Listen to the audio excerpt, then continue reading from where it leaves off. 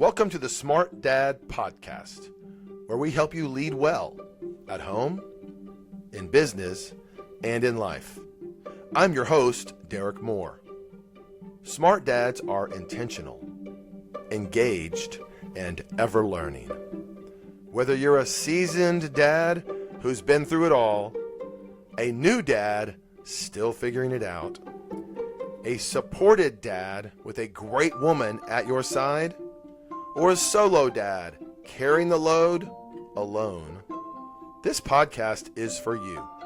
No matter your background, your challenges, or your goals, fatherhood is a journey of growth, and we're here to do it together. Each week, I'll share insights that I've garnered throughout my life of raising kids, building businesses, and leading others. I'll definitely share some failures, some successes, and I'll even be able to show you tools and strategies that you can use to become a smart dad in your own life. Welcome to the Smart Dad Podcast, the food dimension, the Smart Dad's Guide to Eating Like an Adult. So this episode is about food.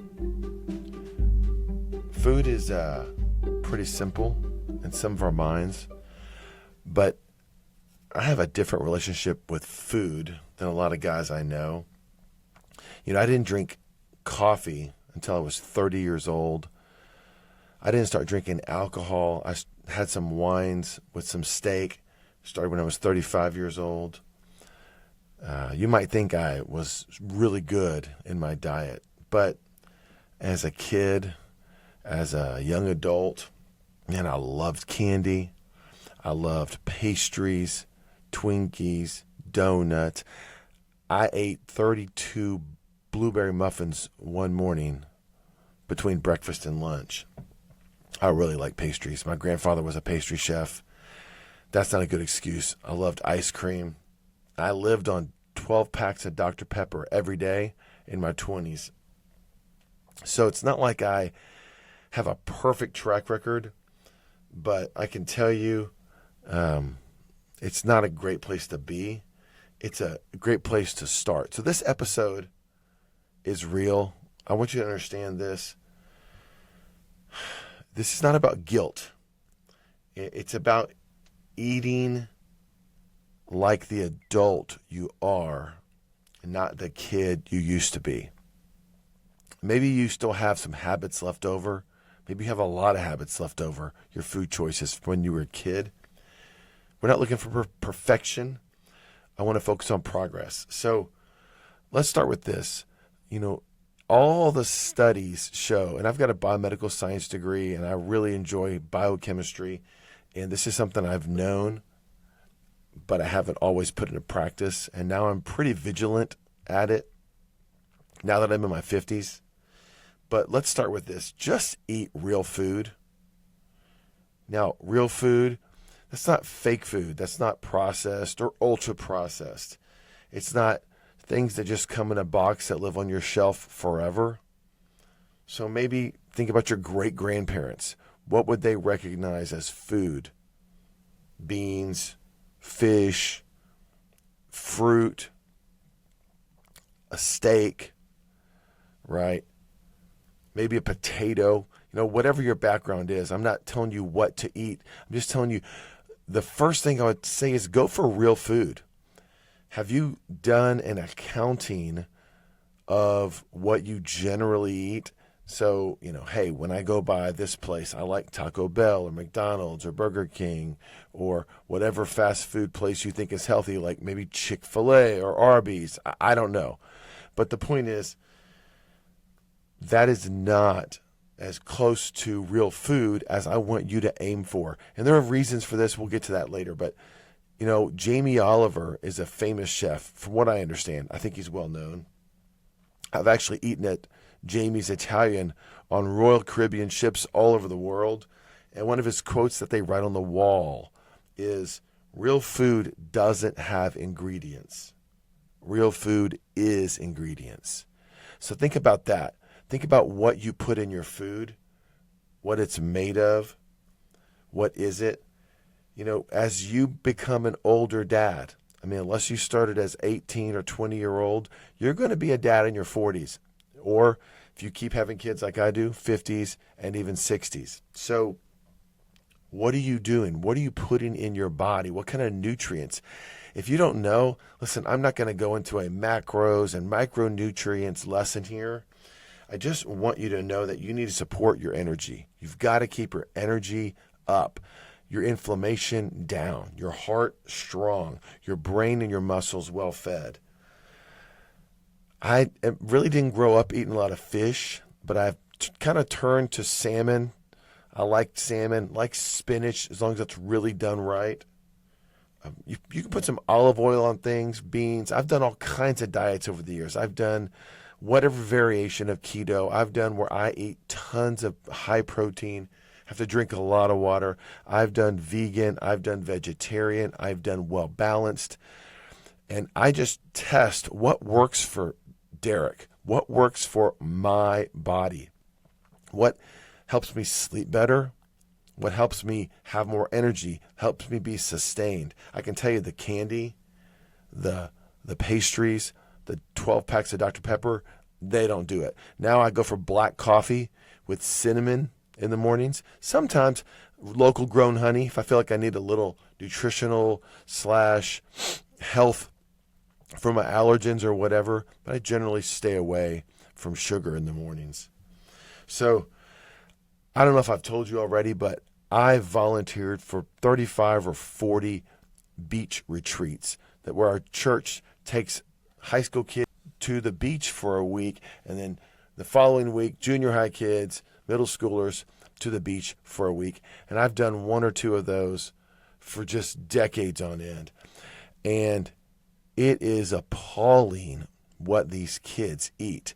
I mean, it's out of a box. It goes in a toaster. It goes in their microwave. Obviously, they're bringing their own multicolored triangles and squares and cones and horns and foods and candies and Oreos and stuffed this and double stuffed that. And look, that's how kids eat. Not every kid. Obviously, there are some kids who eat really, really well. But for the most part, kids eat whatever they get their hands on, and they might like it, they might love it, and if it were up to them, they would eat cake and ice cream or salt or fried, whatever. So that is great. But as an adult, I had to work very hard to find what I could feed myself when I was on those kid camps. As an adult, I've been to quite a few luncheons, business meetings, right? Nice sit-down fundraisers in the evening, coat and tie, right, for your school, a local charity. I'll tell you what's not on the menu is stuff that you put in the toaster. It comes in a box. It's a nice adult meal. And I just want to paint a picture this week that the idea is when you are a kid, you eat like a kid. 10-year-olds eat like 10-year-olds. But when you're an adult, when you're a dad, it might be time to start eating like a dad. You grow, right? So your food should grow too. You should change with the times. And again, the reason I'm telling you this is maybe you know it, maybe you don't. Maybe you care, maybe you don't. Maybe you need to hear somebody who has hit some really big numbers on the scale, dropped 55 pounds, and felt great doing it. And all I do is walk. Like I said, it's not exercising my way out of it. So, couple things. I want you to know, and if you don't know, that's not a problem. Just start here. But what you put in your body has a direct effect on your body. What you put in the tank affects how you live. I used to fly out to Los Angeles for a client, and his kids are eating waffles with syrup, and he said, "You're going to have a carb crash in about an hour or two." You know what? He knew. He worked out 6 days a week. He was getting ready for his job, his work, and he had to have a fine-tuned, chiseled body. That is not the dad bod I have. That's not the dad bod I'm talking about. Food has different categories. Carbs are generally quicker energy. But again, processed, sugar-heavy kinds, they spike you and crash you. Protein is not just for your muscles. In fact, protein powers your enzymes, your hormones, your tissues, even rebuilds every single cell. Obviously, fat is a backup generator, right? If you have fat storage, your body knows how and when to use it. As you age, your body needs more nutrients per calorie. Think of it like calcium and vitamin D and fiber becoming an important part of what you consume. So real food just gives you those with a natural, wide selection. Processed foods oftentimes steal them from you. They bind them up and you excrete them, you urinate them, you send them out of your body. So, like I said, I've got a biomedical science degree. I loved biochemistry. It was one of the first high-level classes where I knew there was a God. The balance and perfection at the microscopic cellular level was incredible. And I saw the amazing balance and power of everything in the human body and all living things. But let me nerd out for you. These are some numbers, but just understand the word calories or kilocalories, as they're actually called, or joules, those are just energy units, just like miles and meters are distance units, seconds and hours are time units. It's not good or bad. It's simply energy. And if you think about grams, which, I don't know why we think in grams, but if you think about grams in a gram of carbs or a gram of protein or a gram of fat, right, a gram of alcohol, they have a set number of calories just contained in their chemical bonds. A gram of carbs, that's 4 calories. A gram of protein is also 4 calories. A gram of fat has 9 calories stored in it. And of course, alcohol, 7 calories. Yeah, it's almost as much as the fat, but there's no there. So if you think about a car, sugar is like your lighter fluid, right? You hit it fast, spikes the flame, right? That's not necessarily going to help you get where you need to go, right? Protein, that's your building material. Fat, like I said, long term, but you need fat. You need it in the right quality and the right quantity. And then you have these little mitochondria in you. These are the microscopic engines that are inside your cells. So what you feed them matters. So what I want to focus on here is as you age, right, begin to tailor your diet. Now, there's a really wealthy man, I think he's from California, and he has a movement called Don't Die. And this guy does everything he can to stop, slow, or reverse aging. I am not hating on Brian Johnson. I'm not props for him. If he wants to live that way, that's awesome. But I'm not trying to not die. Sure, I need to protect myself, and I want to reverse aging. I want to slow aging. I'm not telling you to get obsessed with it. Also, you can't just throw your hands up in the air and say, well, I don't know what's going to happen. I'm just going to stuff another donut down my pie hole. Listen, 1, you've got your life to live. 2, you've got to model it for your children. And 3, you want to be here for them and not be gone. That's what I think. If you don't want to be here for them, that's another conversation for another day. But listen, your metabolism will slow down. I used to be able to bounce back really quickly from long nights, from all-nighters, from eating bad foods, from whatever. It's not what it's like as you get older.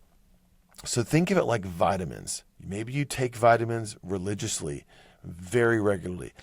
But if you eat salmon a couple times a week, if you get some omega-3s from that salmon, your heart, your brain are going to be healthier.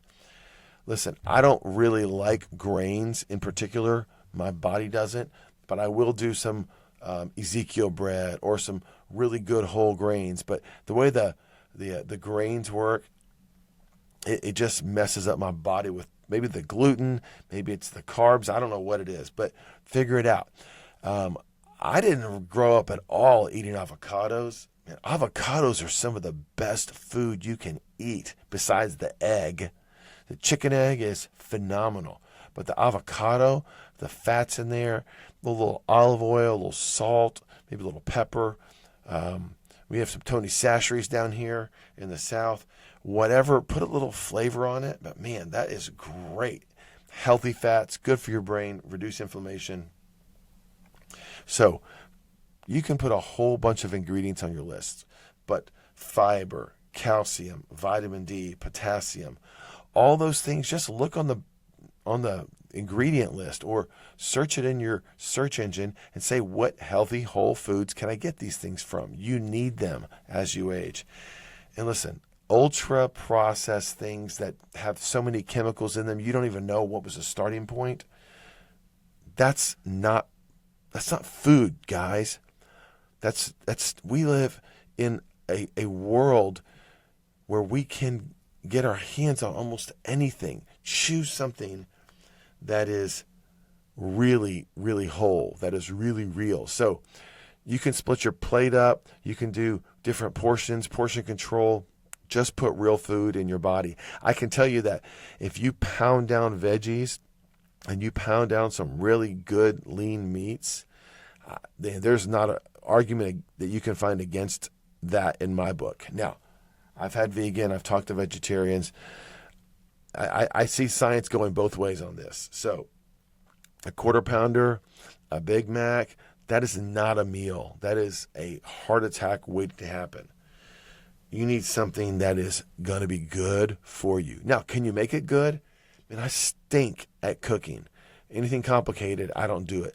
But you can go places nowadays and say, hey, light on the salt. Hey, can you cut the fat? Can you change the grease? Can you change the oil? So there are things you can do to take control over your food, even if you're not cooking it yourself or your wife or your family's not cooking it for you. The only way to keep up with your kids, your grandkids, while they age is to do that. So I can tell you, this again goes back to where I've fallen. There was a season, man, I just ate so much candy and so many pastries and donuts every day. And I would literally, it was like I had narcolepsy. I would just fall asleep, collapse asleep. Those sugar crashes, my kids would be on me. I'd be hugging them and just be out snoring like a light. I'd have business meetings where I couldn't stay awake. So I did that to myself in my 20s and 30s. Guys, it's time to stop. If you're in your 20s or 30s, don't start. Okay? So that's food. Let's talk about liquids real quick. I'm not a real big liquid pusher. I haven't done all the research on all the perfect liquids, but I can tell you this. Your body needs water. Your body needs good water, right? Not dirty water. We do know that acidity is not good in your body, so the pH water has no bad effects, only good effects. Sugary drinks, right? Sugary teas, even energy drinks, they might promote, oh, they're so good for you. Again, go back to natural. I didn't start drinking coffee till I was 30. Then I would sugar it up and cream it up. Now I'm just a black coffee kind of guy, like I said. Tea, caffeine is a totally different kind of caffeine in tea. That might be your shtick. Herbal teas, relaxing teas. Listen, this isn't girly. This is real. You can really go far with a nice tea, relax yourself. All that stuff you put in your body that you drink. Also, on this note, I think soups and stews with a lot of good fluids in them, that's another way to satiate yourself when you're eating. So it's not really a drink, but it's a high liquid angle. So something to keep in mind. Listen, just decide. You know, I think of the word decision with scissors in it, and D is down, decline, descend, depose. Now, maybe this isn't perfect Latin, but decision, you're cutting down everything else, and then you're left with what you're left with. That's called a decision. So just decide, I'm taking this one thing out of my house this week. And that's what I've done before. I said, we can't have ice cream. If we have a a quart, a pint, a gallon, a 5-gallon barrel. I just don't have the self-control. I wish I had it. I used to eat a lot of cake and ice cream growing up. So you have to adjust, right? Your temptations are your temptations. If food's not for you, great. But I got to tell you, food has an opposite.